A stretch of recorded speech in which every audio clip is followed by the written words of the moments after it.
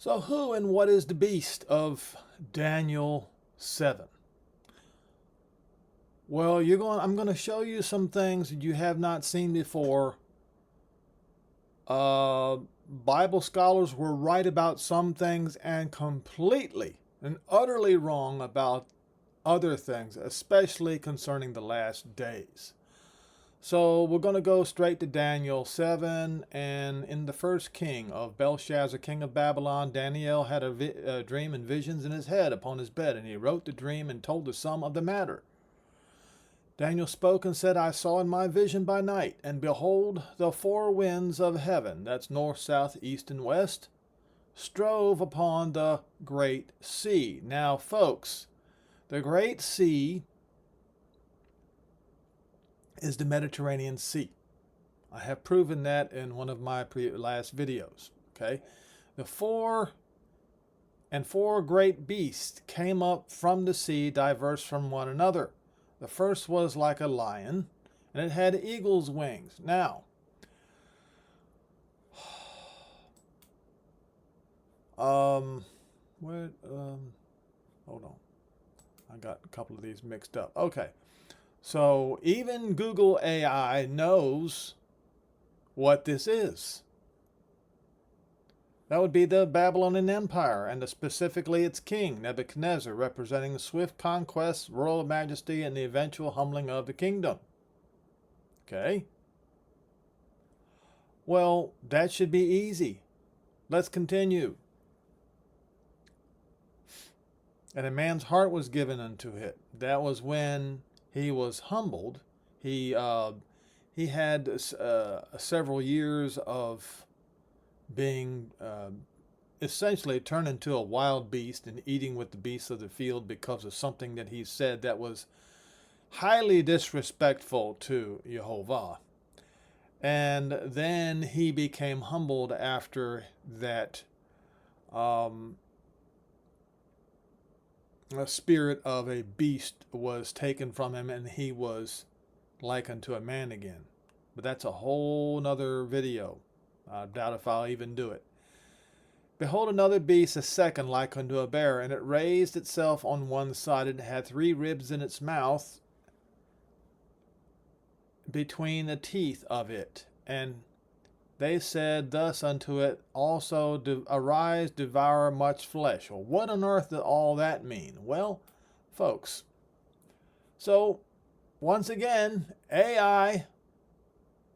Google AI says, and correctly so, refers to a prophetic vision in Daniel 7 verse 5, where a beast resembling a bear had 3 ribs clenched between its teeth. The bear, most scholars and theologians agree that the bear represents the Medo-Persian Empire. The bear being raised up on the one side indicates that one of the two powers, Persia, was stronger and dominated the other, the Media. The 3 ribs, opinions are mixed. And by the way, now this right here, Persia stronger and dominated the other Media, that is incorrect, because I remember Ahasuerus, king of Persia, was a Mede, or was it Cyrus the Mede? You can look that up, but you got to fact check all of these things. Don't let the Bible scholars be your final verdict.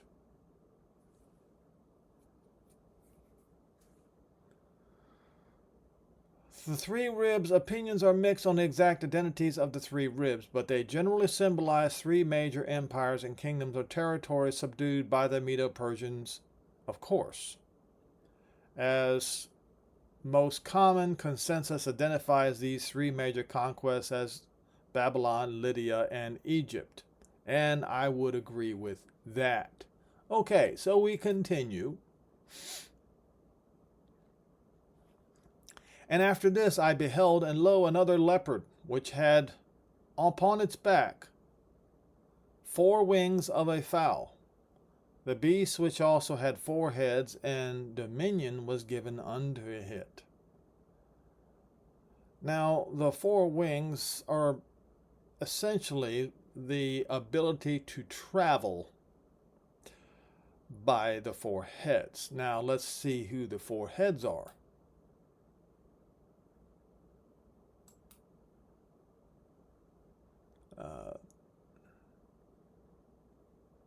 Okay, the third beast primarily refers to a prophetic creature mentioned in the biblical book of Daniel. In Daniel's vision of the 4 beasts, the third beast was a swift 4-headed leopard with 4 wings on its back.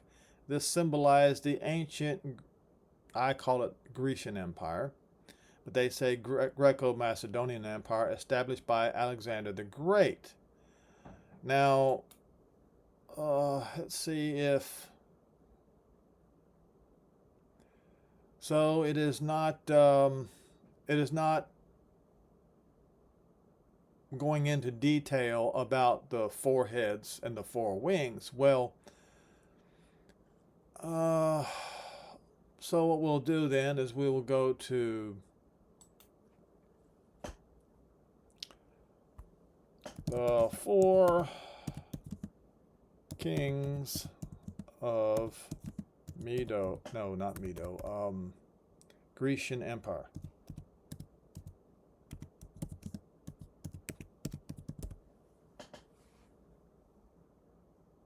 Following the sudden death of Alexander the Great in 320 BCE and the ensuing wars of the Diadochi, his massive empire was fractured and divided among his 4 primary generals into distinct Hellenistic kingdoms.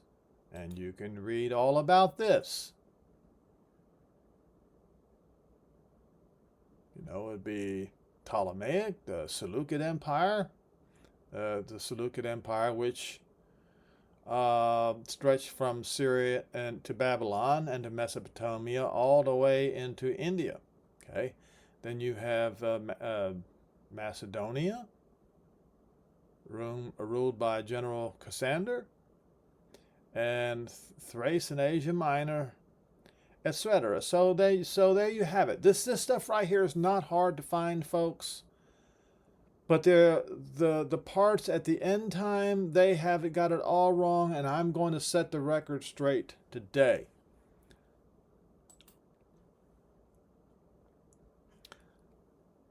Now, after this I saw the night visions, and behold, a 4th beast, dreadful and terrible, and strong and exceedingly.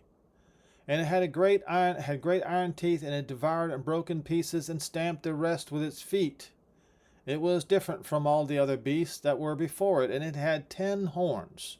I considered the horns, and behold, there came up among them another little horn, before whom there were 3 of the first horns plucked up by the roots. And behold, in this horn there were eyes like eyes of a man, and a mouth speaking great things. Okay. Now,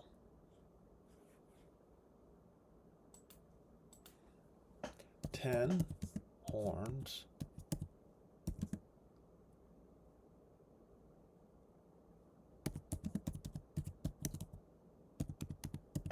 All right.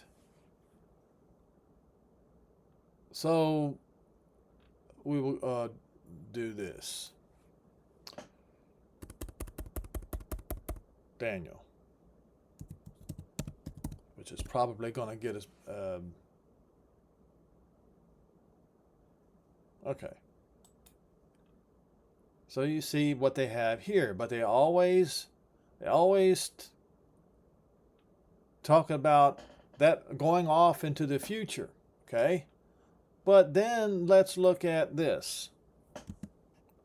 Really.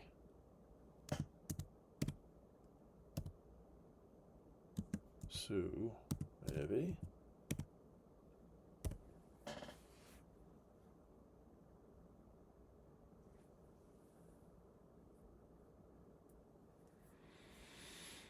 Well, look what we have here. In historical Bible prophecy, the Haruli and the Soevi are identified as 2 of the 10 horns of the 4th beast of Daniel 7. What? What do you mean? Oh, well, look what we have here. The 10 horns. The full list of the 10 horns. While slight variations exist among 16th century historians like Niccolo Machiavelli and theologians like Uriah Smith, the standard list includes Heruli, Suevi, Visigoths, Franks, Anglo-Saxons, Burgundians, Lombards or Langobards, Alemanni, and those of you in the United States of America and Britain, you might not even realize that Germans call themselves Alemanni to this day. Vandals settled in North Africa, later uprooted. Ostrogoths settled in Eastern Europe, Italy, later uprooted. Oh, but what do we have here? Heruli, led by Odoacer, ruled Italy, but this kingdom was later uprooted. Oh, look what we have here. So we go back to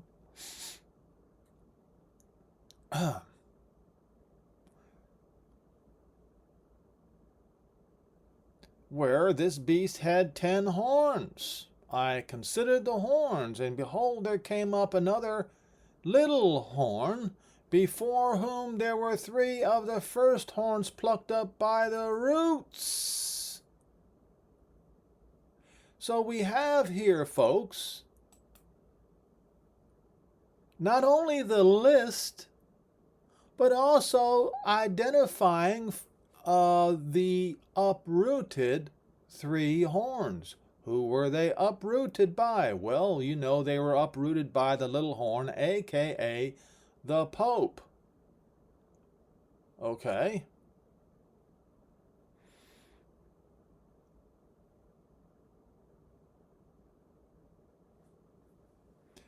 And the Suebi, they were uprooted. They had to leave. They migrated across Europe and established a permanent kingdom in the Iberian Peninsula, modern-day Portugal and Galicia. So they were uprooted, okay? So, watch this. Now, who uprooted Heruli? Who uprooted Heruli?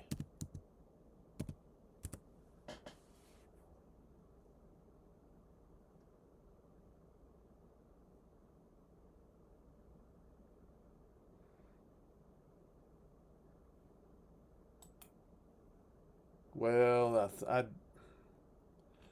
let's re-question this. Did the Pope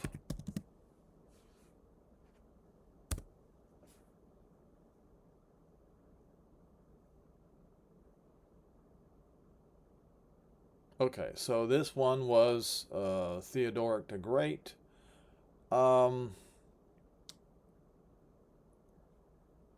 Now, only thing is, Ostrogoths.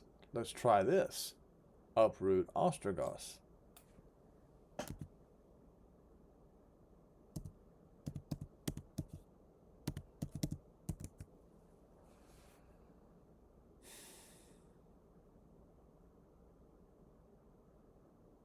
Okay, so the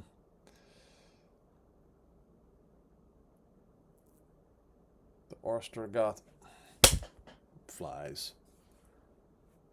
So now they're changing the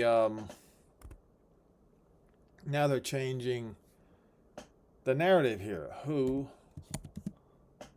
uprooted the 3 horns? The 3 heads, right? Maybe it is horns.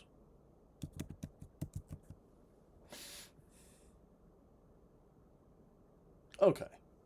So, in the biblical prophecy of Daniel 7, the little horn uprooted 3 of the first 10 horns. While theologians and historians debate the exact meaning, the most common interpretation identifies the little horn as the papacy, the Catholic Church, which historically uprooted the Heruli, the Vandals, and the Ostrogoths to consolidate its power in the 5th and 6th centuries. And of course, anyway, so that is the consensus. And so that makes perfect sense. Okay.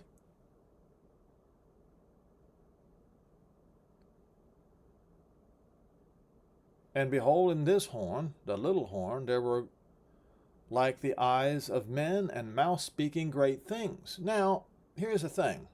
I don't need this. We'll continue until we find.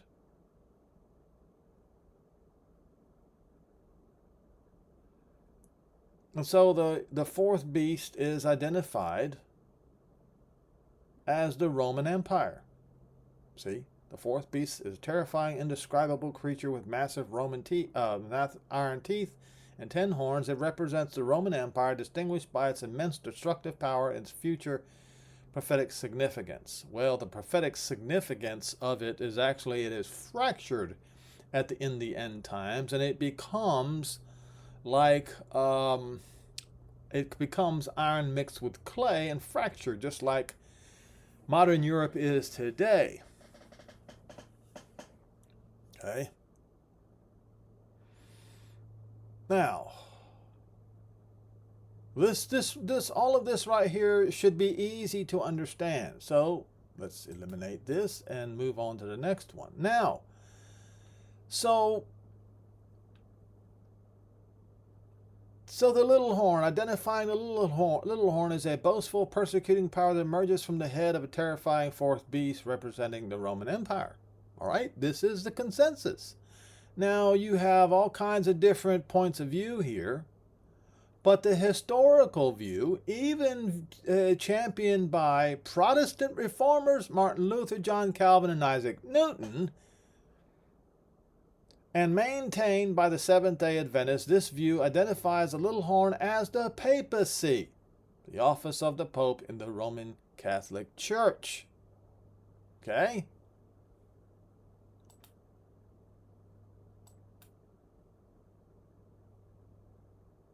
Now the beast with 2 horns in the book of Revelation. Once again, AI. This is not hard to find.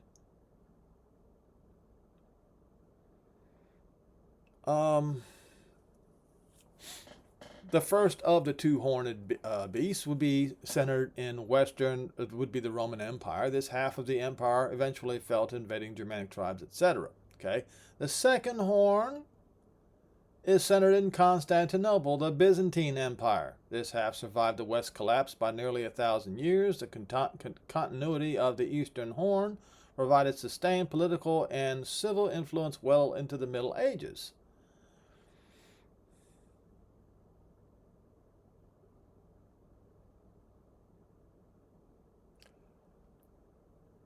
So, is everything they have here correct? No.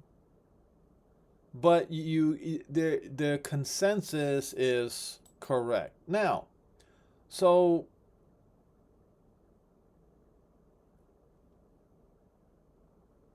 next we're going to go to the book of Revelation.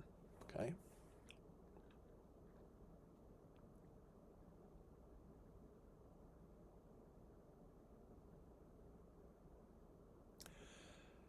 Verse 8, and the beast that you saw was and is not. Is that what it actually says? No. This part right here is not currently at the time he was speaking to Yochanan. That is correct.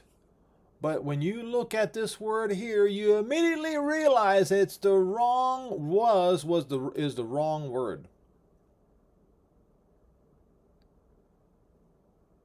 Agree to be have charge of.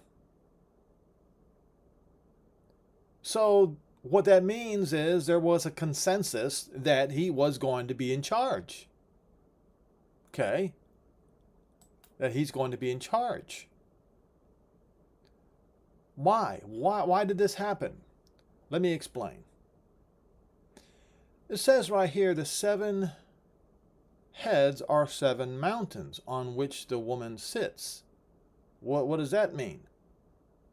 Oh, these are governments. Why? Because there are 7 kings. 5 are fallen. Who are the 5 that were fallen? That would be the Julio-Claudian house, the Julio-Claudian dynasty. Okay, that's the 5. So that 5 is Augustus, Tiberius, Caligula, Claudius, and Nero. Those are the 5 that are fallen.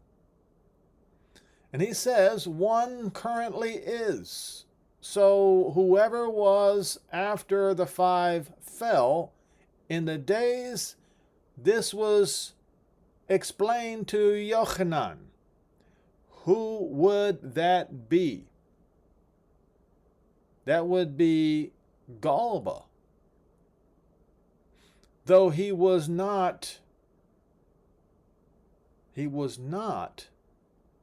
a member of that family, he was the adopted heir. So it was Galba that is, and another one is not yet come, and when he comes, he must continue a short space. Who was that? That was Vitellius. Vitellius, a short space? Wow. Let me show you something here. How long did Vitellius rule?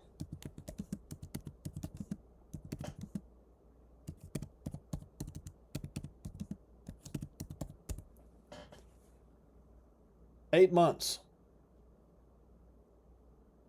Okay?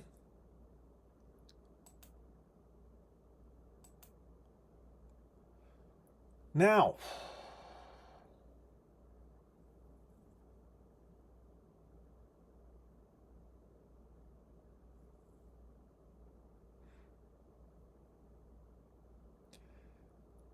the beast that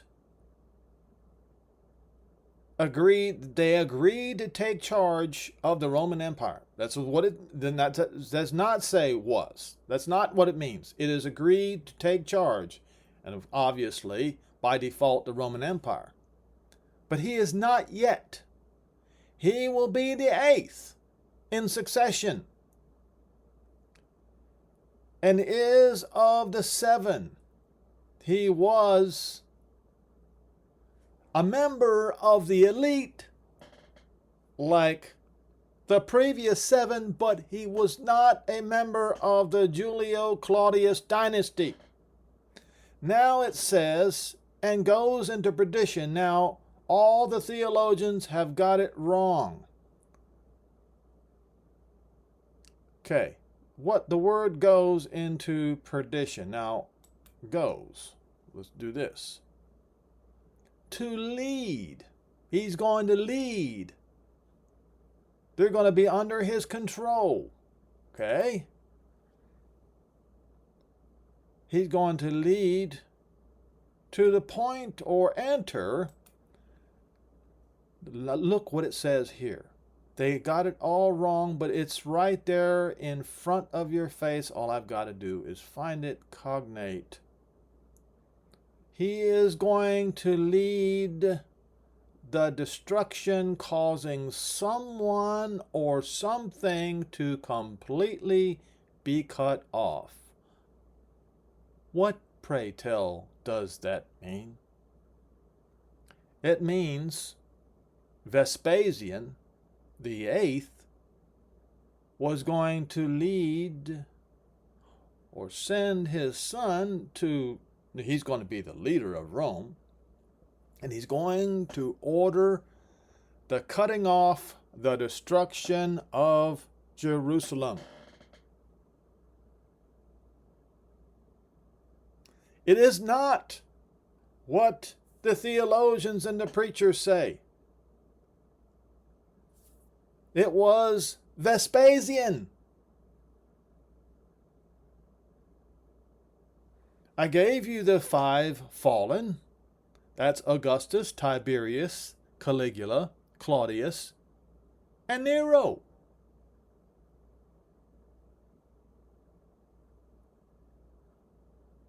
Then there was Galba and Vitellius. Some think that there were one more. There was actually a fight between Vitellius and somebody else. I can't remember who his name was. Otho, I believe it was. But Vitellius came out on top. But he only lasted 8 months, a short time. And then there was Vespasian. Folks, you see what happened here. This emperor, the 8th of the 7, would lead to causing someone or something to completely be severed. Who might that someone or something be? You have to go back to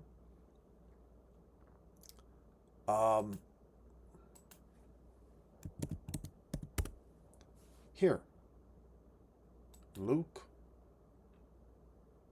21.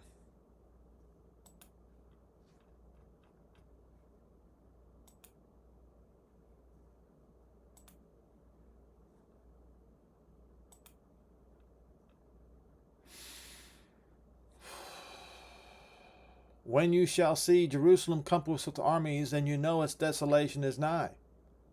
It's right. This is the cutting off. This is what the Roman emperor did.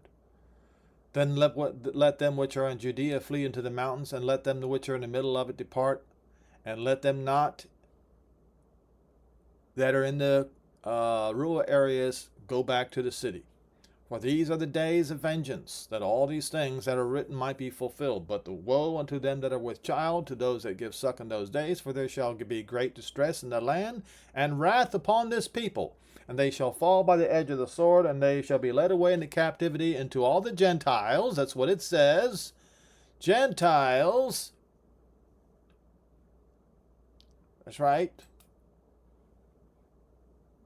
And Jerusalem shall be trodden of the Gentiles until the time of the Gentiles be fulfilled. Now, if you bother to read the prophets, you realize that so as the Gentiles did unto, and quite frankly, in the book of Revelation, it says the same thing. Just as what the Gentiles did to Jerusalem, so shall be done to the Gentiles. Right here, it says, there shall be signs in the sun and the moon and the stars after the time of the Gentiles is fulfilled, and upon the earth distress upon the Gentiles. Let's look up this word, distress, restraint, close hard tension. But what does Paul say? Paul warns in Romans 11.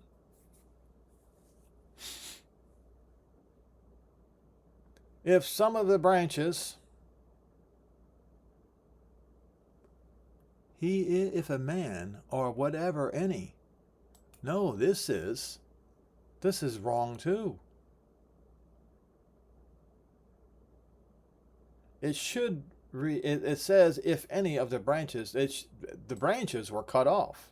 The branches of Israel were cut off, and you being a wild olive tree were grafted in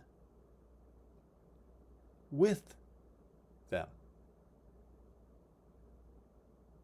And you were supposed to partake jointly of the root and fatness of the olive tree. Boast not against the branches, because if you boast, you do not bear the root, but the root bears you. Who's the root? That is the root of Jesse.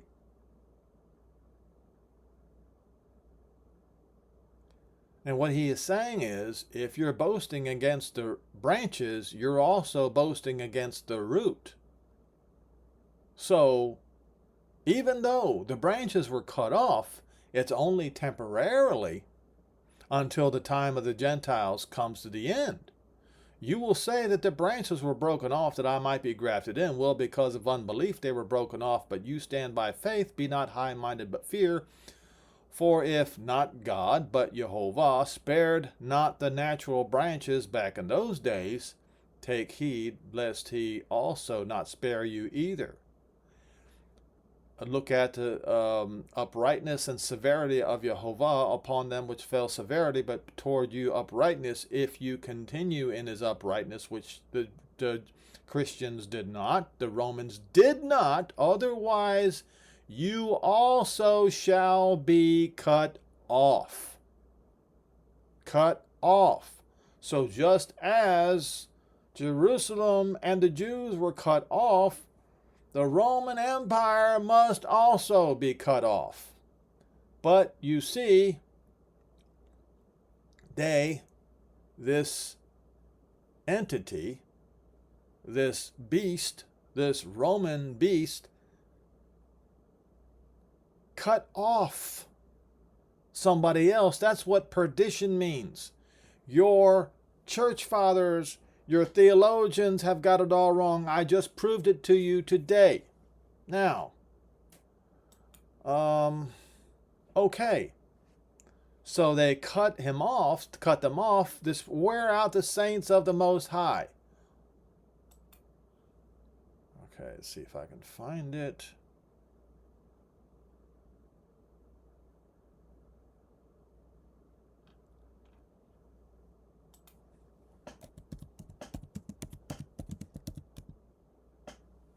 That's in Daniel 7:25. So it's right here.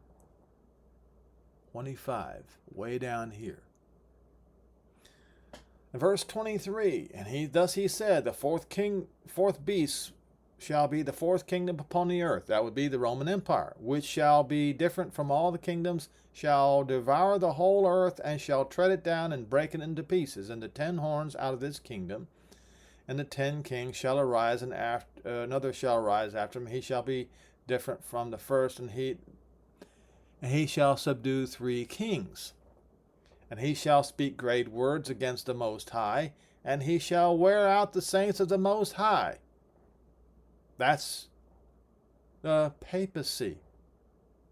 Wearing out the Kodesh of the Most High, the word Kodesh or Qadish. Okay? Now I got to find what hopefully I didn't lose. Okay. Kodesh, Qadish means the same thing. Okay, in Hebrew, Kodesh is a noun meaning holiness or sacred. It is translated to holy. The root implies set apart for a divine purpose. It is the root word for sacred. It's also used in phrases like Am Kodesh, sacred people, describing the historic bond between not God and Israel, but Jehovah and Israel. It is the Jewish people and the nation of Israel.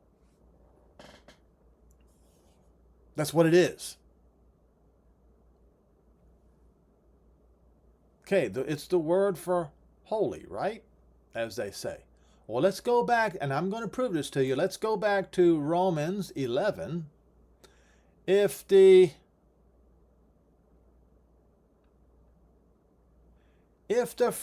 first fruit is Kodesh, the lump is also Kodesh.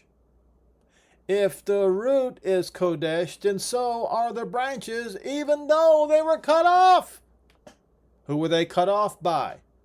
They were cut off by Vespasian. They were severed by Vespasian. I proved that to you today. Now, here's the thing.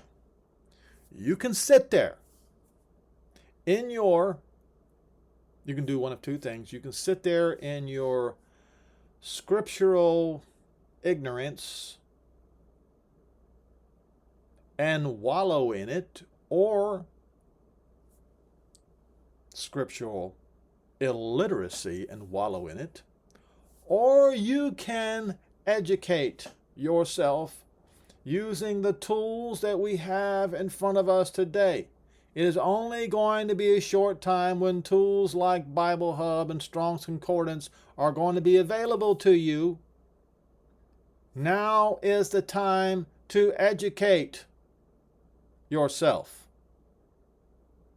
Now is the time to find the truth, because all of these things are going to be taken away shortly.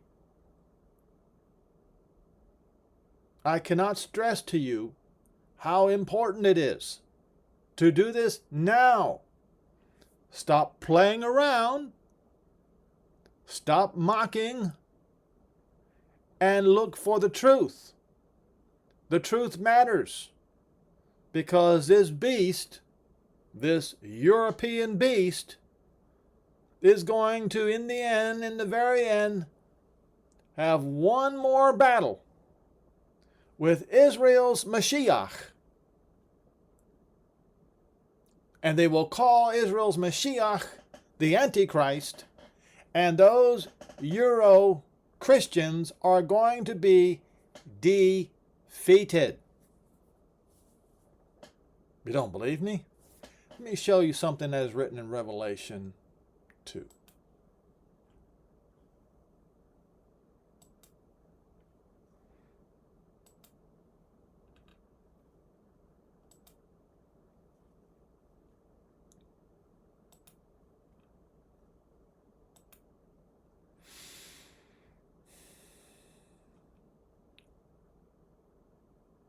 And to the messenger of the ecclesia in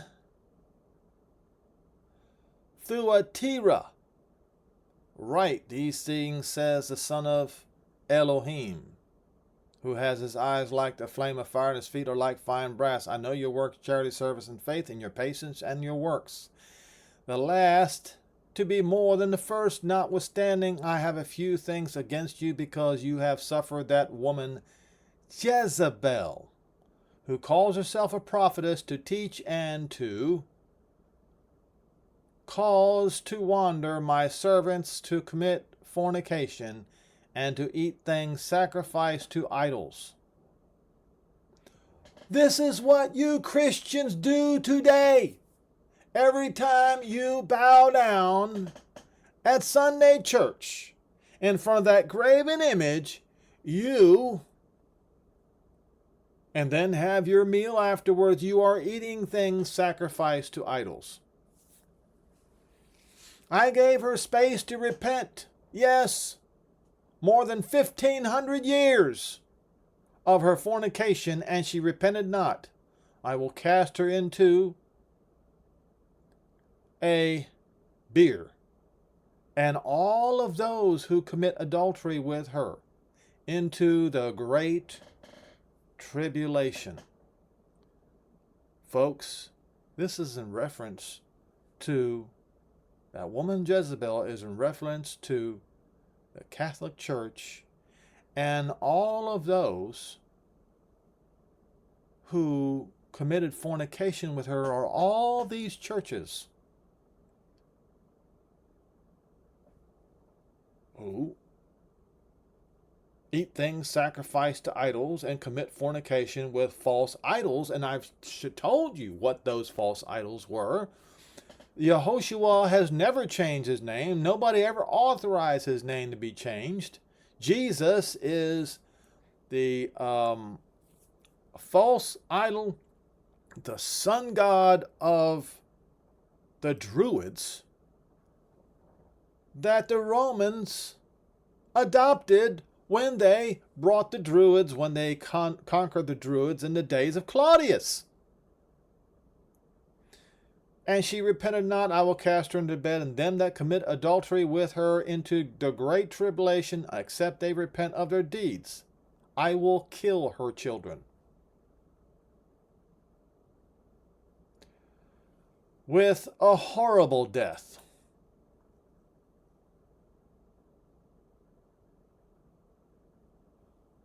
Okay?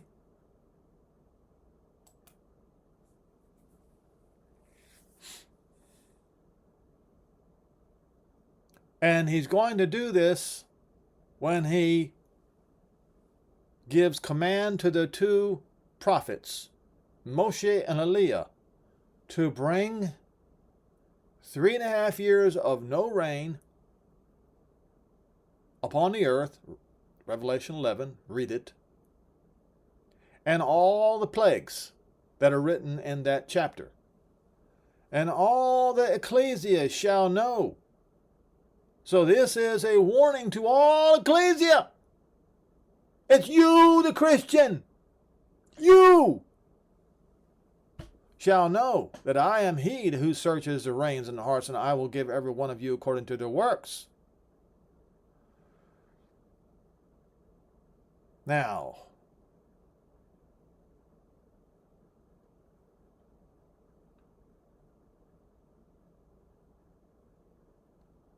he's warning to the ecclesia in Pergamon. I know your works, and that you dwell where Satan's seat is, and you hold fast my name, and have not denied my faith. Well, he did not say that the ecclesia in Thyatira held fast to his name, did he? Holding fast to his name is saying that his name is Yehoshua. Denying his name, as is written in the next chapter, is calling his name Jesus. Now, he says right here in verse 14, I have a few things against you because you have them that hold the doctrine of Balaam, who taught Balak to cast a stumbling block before the children of Israel. Uh-oh. Isn't that what you Christians have been doing to the Jews all these years? Throwing stumbling blocks in front of the children of Israel? And then you eat things sacrificed to idols? Yes, you do. When you have your dinners after you bow down and pray to your graven image in your houses of worship, that's exactly what you are doing. And to commit fornication, that's to commit fornication with these idols. You have them that hold the doctrine of the Nicolaitans, which I also hate. Maybe it's jolly old Nick. Repent, or else I will come against you quickly, and will fight against them with the sword of my mouth. All right, so here's what we're going to do. We're going to go back to the book of Revelation again. Sword that proceedeth out of his mouth. I might have to Google it, because I don't see it. Oh.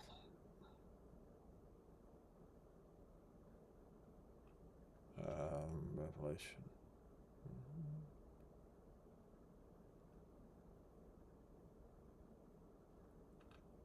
With him a sharp sword. Oh, let's try something here. It's going to come to me in just a second. Just give me a minute.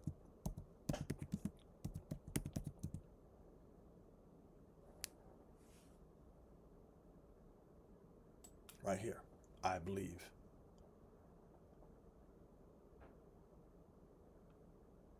What did we just read, folks? We're going to get this pulled up.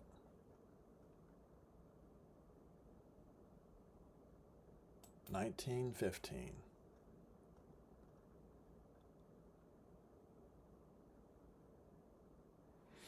And I saw heaven open, and behold, a white horse. He that sat on was called Faithful and True, in righteousness as a judge, and make war. And his eyes were as a flame of fire, and on his head were of many crowns, and he had a name written which no man knew, a title, or no man perceived. They did not realize that he was the Mashiach. No man knew this. But he himself, and he was clothed with a vesture dipped in blood, and his name is called the breath, the statement, the speech of Jehovah. And the armies which were in heaven followed him upon a white horse, on white horses, clothed in fine linen, white and clean, and out of his mouth goes a sharp sword, that he should smite the Gentiles. Okay? The Gentiles. Why? Because you have been throwing stumbling blocks in front of Israel. You have been doing even worse things to Israel than that. Your history throughout all the Crusades proves this. Your foundation, 325 CE, Constantine's Creed, proves this. Doing vile things to the people of Israel. And then you go and throw away the real name of Jehovah and Yehoshua, and you choose the names of your idols and commit fornication with them. It is talking about you Christians.